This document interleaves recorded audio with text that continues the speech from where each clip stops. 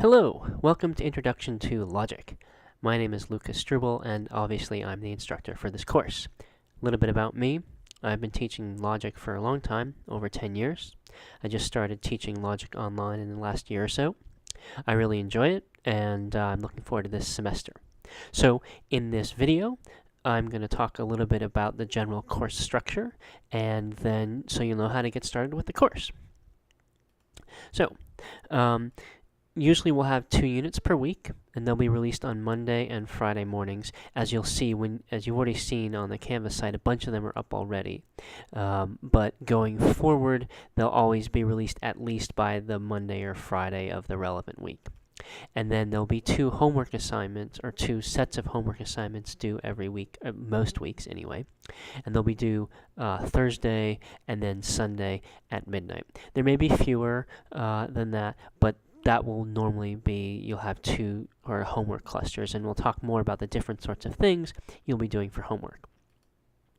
Within a given unit, there'll be a bunch of stuff on the course website, and in particular, there'll be several videos like this, and there'll also be slides accompanying those videos, and the videos will be on course concepts, and then also examples of exercises of how to do the particular sorts of exercises that you'll have for homework.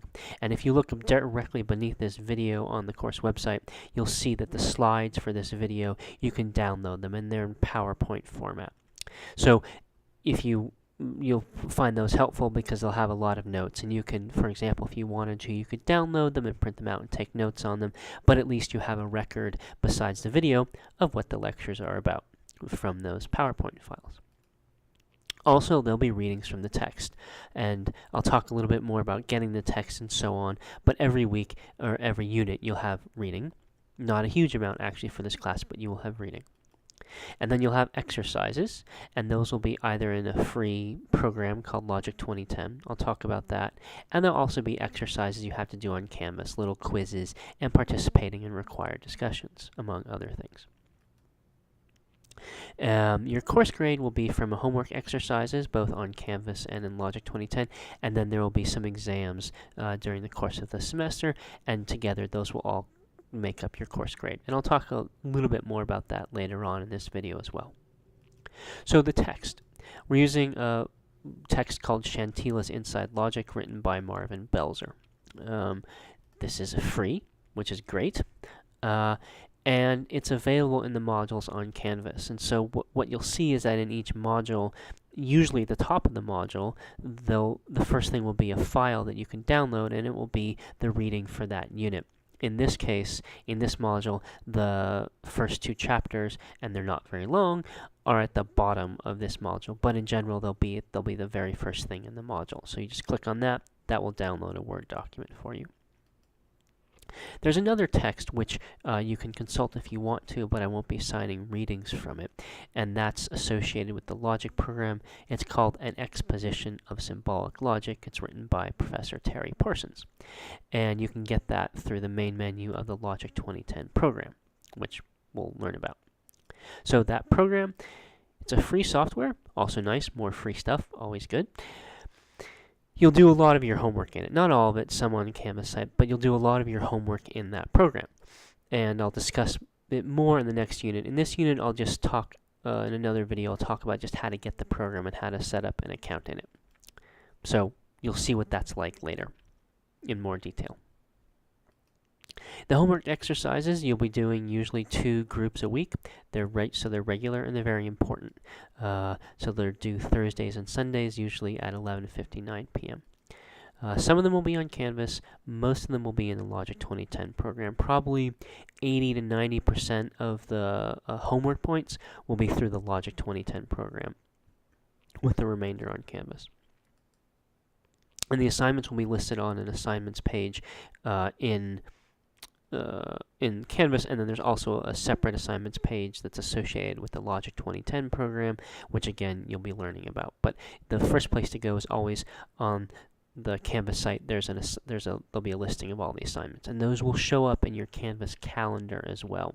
So that's a good place to keep track of what you have to do for this course and your other courses if they're online. And even if they're not online, if they're using Canvas, the assignment deadlines may show up there as well.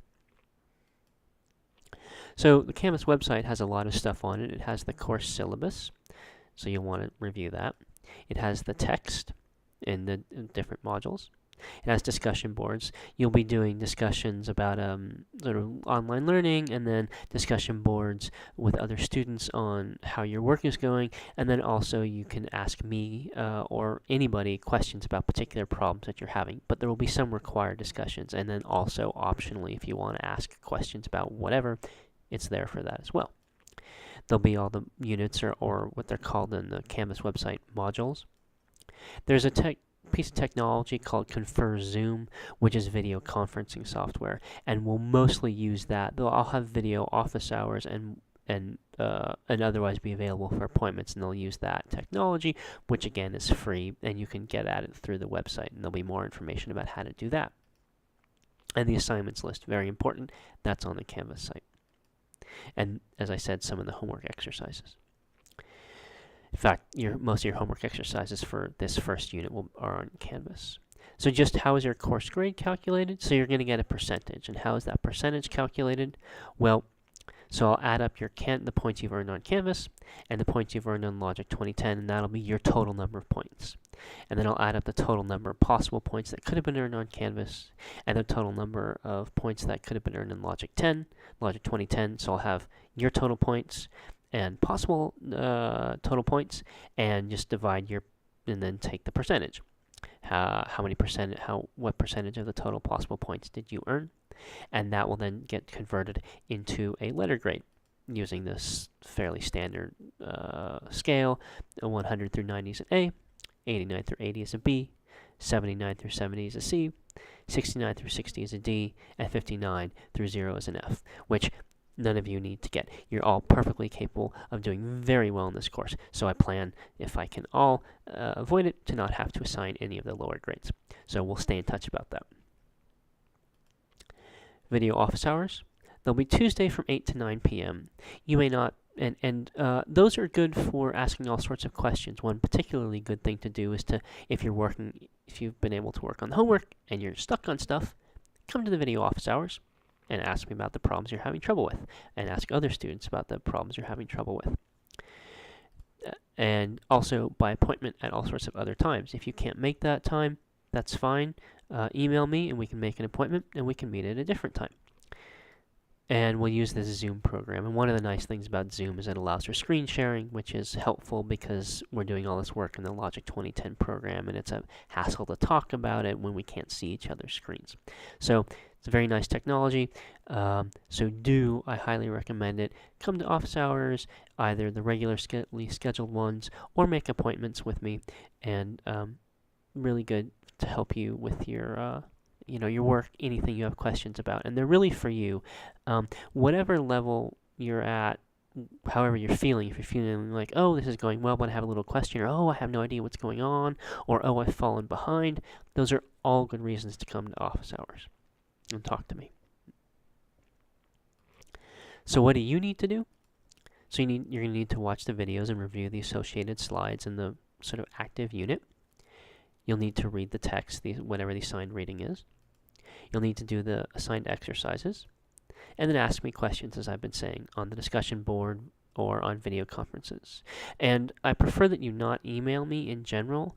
I prefer that you ask questions on the discussion board because they're helpful. It's helpful for other students to see the Q&A. If there's a specific personal question about, oh, this has come up or that's come up or whatever, email me directly. But in general, if it's a question that is not really specific or personal, then ask it on the discussion board so that other students can see it. And if you send me a question that I think would be good for other students to see the answer to, then I'll ask you to post it on the discussion board. And please just understand that that's so that everybody can benefit from my answer.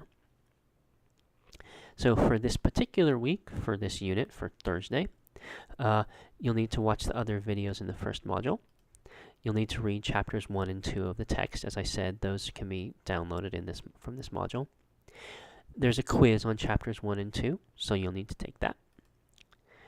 There's a discussion board assignment and about real-life reasoning, so you'll need to post in that. And then you'll need to create an account in the free Logic 2010 program. And so those are the things that you have to do for the Thursday.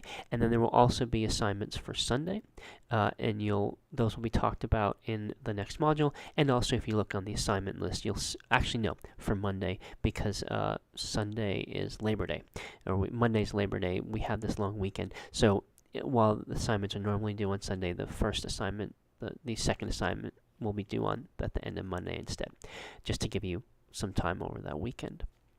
So that's what you need to do.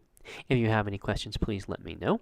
And otherwise, you can go ahead and take a look at some of the other videos in this module, which I think is the best place to go next. I'm really looking forward to this semester and getting to know you and helping you learn some logic. So let's go.